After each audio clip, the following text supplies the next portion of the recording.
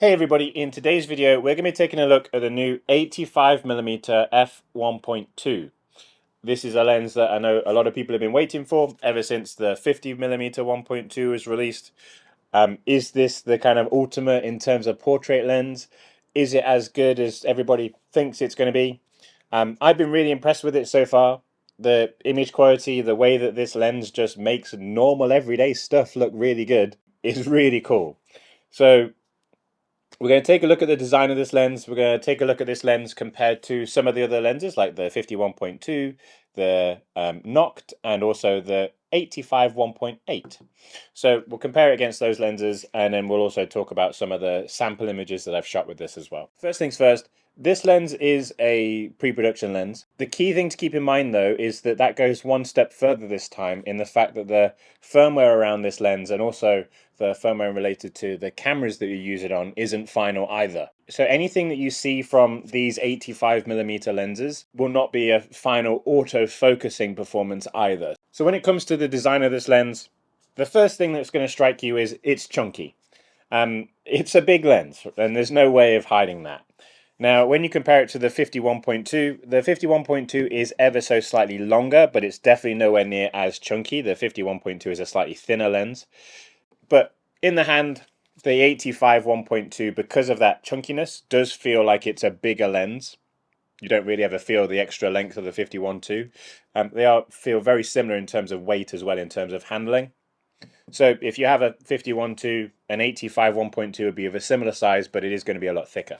In terms of kind of functions and features on the outside of the lens, you have your kind of standard autofocus and manual switch, function rings, manual focusing ring. There's also a lens function button, which is customizable. Now, the biggest thing that's probably missing is the display. The lens doesn't have a display on like the 51.2 and the other lenses in the Z series range of lenses.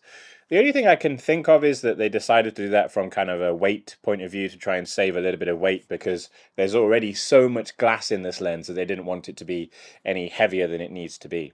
There is a grip ring at the front of the lens like there is on the 51.2. That's a non-functional ring. It doesn't rotate. The only rings that rotate are the middle and then obviously this function ring at the back of the lens as well. Interestingly, the front element of the lens is quite recessed far into the lens, so you do get quite a lot of protection in front of the element, especially if you're going to put your lens face down onto a table, for example. Whereas the 51.2 is quite flat and it doesn't really have that kind of recessed nature. Also, like the 51.2, it will also take an 82mm filter thread, so still sits within the same filter thread as a lot of those other lenses that you'll find in the Z mount range. This 85 1.2 will obviously ship with a lens hood, as you would expect. It's a pretty chunky lens hood for a chunky lens. The biggest thing is when you put the lens hood on this lens, it does make it quite a noticeably bit bigger. So just be aware of that. It does become a larger lens physically.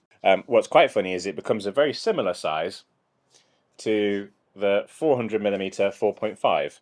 So obviously the 400mm does not have its lens hood on, but it gives you an idea of when this lens hood is on, it does make the lens a lot bigger than it appears to be in the first case. So just something to be aware of. I would always recommend using this lens with its lens hood. Now, generally, you should use lenses with their lens hoods at all times anyway.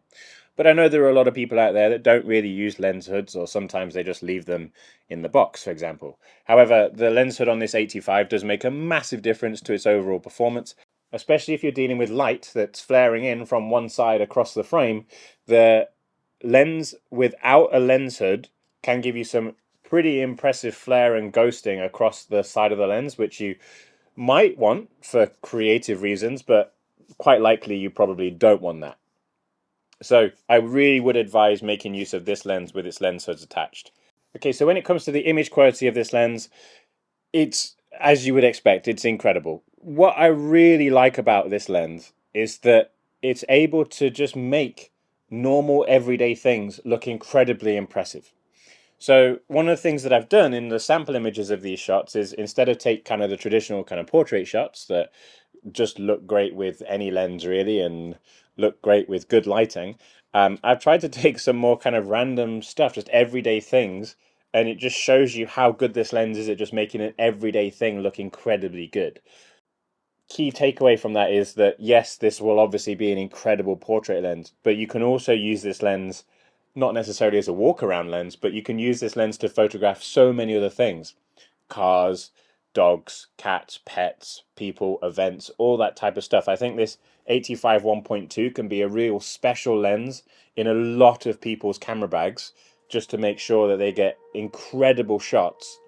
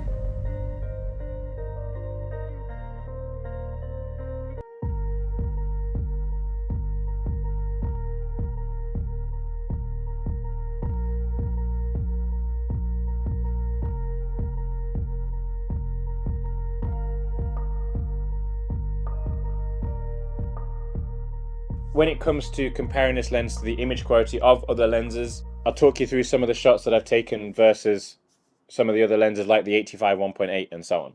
So when we compare the 85 1.2 against the 85 1.8, we can clearly see that the 85 1.8 is the sharper lens when the 85 1.2 is wide open at 1.2. I have tried this multiple times and I got the same result, so this is what I'm consistently getting. Again, pre-production lens, so that might change in the production lens, but currently it looks like the 85 1.8 is sharper when it's at 1.8 versus the 85 1.2 at 1.2, so just be aware of that. Again, obviously sharpness is definitely not the be all and end all, specifically for a portrait lens like an 85 1.2. When we compare the 85 1.2 against the Noct, now keep in mind that the Noct is stopped down to 1.2, so both lenses here are at 1.2. Again, the Noct performs better. I'd expect that because it's stopped down. But again, useful to see, especially those of you that might already own the Noct f0.95. Now, when we stop the 85 1.2 down to 1.8, I do think that it then obviously matches the 85 1.8. In this circumstance, it's too much of a difficult decision to decide which one looks better. I'm neither here nor there. I think sometimes it might be the 85 1.8 and sometimes it might be the 85 1.2, but as I said, the main advantage really here is the light gathering capability of that 1.2 versus the 1.8. But also, as I mentioned, a lot of people might find that the 85 1.8 is already good enough for what they're trying to do or the shots that they're trying to take. And again, when we stop down both of the 85mm lenses to 2.8, they're identical. There's no difference between them whatsoever. So if you're planning on using these lenses at larger apertures where you're going to be shooting them at f2.8, f4, f5.6, there's probably not going to be too much of a difference between them. Now, this is a really good example of, I suppose, what makes much more sense to a portrait lens or to an event photography lens, and what does the characteristics of its depth of field, or what is the out of focus characteristics of a lens look like. So on the left we have the 85 1.2 at 1.2, and then on the right we have the 85 1.8 at 1.8, and quite clearly you can see the extra smoothness of the 85 1.2 and how that just helps you to remove that background from that subject. But again, the 85 1.8 doesn't look too bad. And if you never compared them side by side, you would never really be none the wiser. But definitely the 85 1.8 is more busy. And in some cases, some people might find that to be a bit more distracting. One example that does go some way to show you the improvement of the 85 1.2 and the reason why it has those 11 aperture blades is when you look at the 85 1.2 stop down to 1.8 versus the 85 1.8 still at 1.8. So even though they're at the same aperture, the 85 1.2 still looks better because of that higher number of aperture blades and just because of the lens itself being that better lens when it comes to out of focus smoothness and just controlling that background and offering a less busy background. So even though they're same aperture here, they still clearly look very, very different. And that's the key example that the 85 1.2 isn't just going to give you the advantage at 1.2, it's also going to give you those advantages at the other apertures as well, like 1.8, f2 for example, and so on. Now, a couple of the reasons for this lens being so chunky, well, first of all, just outright image quality. And then second of all, it's focus breathing. One of the things that Nikon likes to do is compensate for focus breathing in the lens itself physically, rather than compensating in the camera body. There's lots of other manufacturers that will compensate in the camera body, which require you to then crop in on a video, for example. But the lenses then still breathe, and that doesn't particularly help you with some other things like focus breathing, affecting stacking and focus stacking and so on. So this lens breathes slightly, but nowhere near as much as you would get from something like the 85 1.8, for example. So this lens has been designed first and foremost to give you the kind of best image quality it can, but to also combat focus breathing, to stop that being an issue for those of you that want to use this for video and any other types of things where you're shifting your focus from close to far. Alright, I hope that you found this first look at the 85mm 1.2 useful. If you have any questions about this lens, please do let me know in the comments below. I will be using this lens over the next couple of days. I've got a couple of events lined up with this, and I'm going to take some Atmos stuff along. So I'm trying to get some good footage of using this lens behind the scenes for some portrait stuff as well. So I'll be dropping some videos over the next few days about this lens. But if you do have any questions, please do pop them below, and I'll try and answer them in the best way that I can. Hope that you found it useful. Thank you so much for watching. Goodbye.